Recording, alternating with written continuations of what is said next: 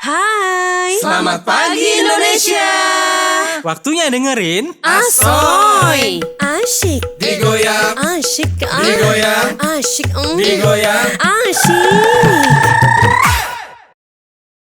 Kembali lagi dengan pembahasan kita tadi yang sempat tertunda, tertahan sementara karena Nita harus menyampaikan SMS dan juga WhatsApp dari kalian di 0811 556 1019. Sekali lagi ya, 0811 556 1019. Sekarang saatnya Nita ingin menyampaikan beberapa hal yang perlu kita pertimbangkan saat ke mall di tengah PPKM ya. Jadi memang kita tuh harus aware, peduli, memang harus tetap waspada karena kita nggak bisa senang-senang terlalu berlebihan sebab saat ini masih pandemi ya. Tapi kita bersyukur pemerintah kita tuh makin kesini sudah makin melonggarkan aktivitas yang dimana sudah tidak terlalu terpaku gitu ya. Saat kita di rumah aja mungkin online, tapi sekarang tuh bisa kita datangi tempat-tempat rekreasi, bahkan juga ada yang sudah memulai kegiatan-kegiatan secara terbuka atau lapangan. Nah yang pertama, tipsnya seperti apa supaya kita tetap terjaga saat di luar?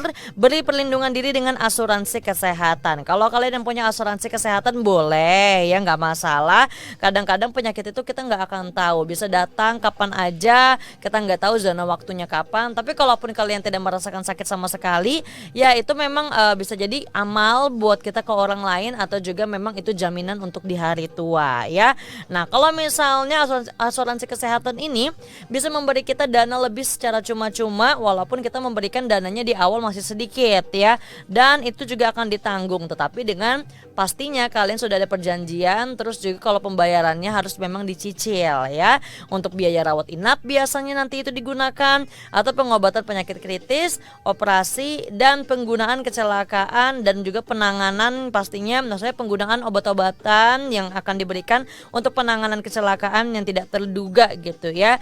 Dengan sebagian asuransi kesehatan ini bisa juga nanti biaya pemeriksaan kehamilan, persalinan, bahkan imunisasi bayi atau anak atau balita, terus juga ya sesuai dengan polis yang dimilikinya ya.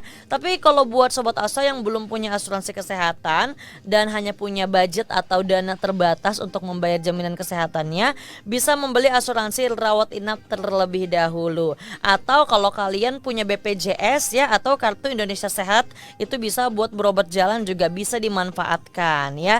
Dengan pembayaran per bulan atau yang seperti kelas 1, kelas 2, kelas 3 akan beda-beda harganya ya. Terserah mau pilih yang mana aja.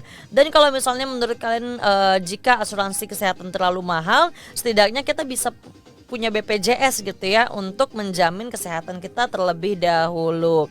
Kita bisa manfaatkan juga nih sobat Asoy ketika harus menjalani proses rawat jalan. Yang ketiga, jangan sampai tergoda memakai dana darurat karena kita nggak akan tahu ke depannya seperti apa. Jangan sampai kita malah pinjam ke orang lain dan bingung mau bayarnya apa. Ujung-ujungnya jadinya ngutang, gali lubang tutup lubang. Masih mending gali lubang tutup lubang, masih bisa dibayarkan sedikit-sedikit. Tapi kalau nggak bisa ditutup gimana ya? Masa kita mau ngutang lagi buat nutup ini, nanti ngutang lagi nutup yang itu, kan jadinya bercabang ya, jadi beban pikiran. Jika kalau sobat Asoy memiliki tanggungan gitu ya atau status yang dimana sudah berkeluarga, nah setiap 6 kali pengeluaran bulanan, sementara itu juga ada yang mungkin masih single seperti aku, ini bisa menyiapkan 3 kali pengeluaran atau lebih. Jadi melindungi diri itu sebenarnya kalau dibilang susah enggak ya. Kalau untuk urusan administrasinya, kalau kita tahu prosesnya pasti mudah, dan kalau keluarga kita jika hal yang tidak terduga terjadi, kita pun sudah ada dana yang kita simpan seperti dana darurat ya. Layaknya asuransi kesehatan harus memiliki di setiap keluarga ya sobat Asoy. Memang punya peranan penting banget buat kita, buat keluarga, buat investasi masa depan, terutama bagi keluarga dan anak-anak nantinya. Memang belum terasa saat ini yang kamu rasakan, tapi suatu saat itu pasti akan terasa ke depannya.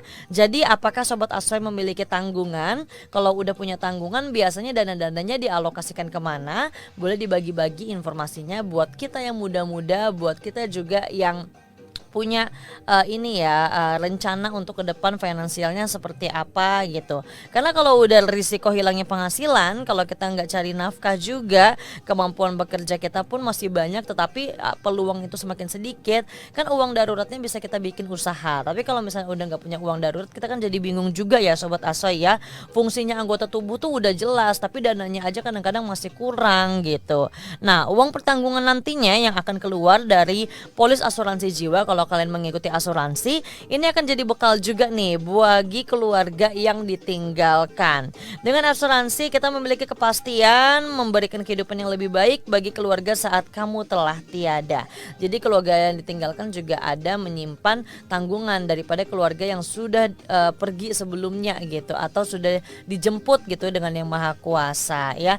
Jadi kadang-kadang yang orang berpikirkan aku takut nih kalau suatu saat aku sudah tiada di dunia ini, sedangkan keluarga aku masih punya tanggungan. Makanya orang itu kenapa dia mempersiapkan asuransi ya karena itu tadi ya, supaya keluarga ditinggalkan itu tidak menjadi beban dia ketika sudah dijemput, dan juga tidak menjadi beban keluarga ketika harus mencari nafkahnya dari mana gitu ya.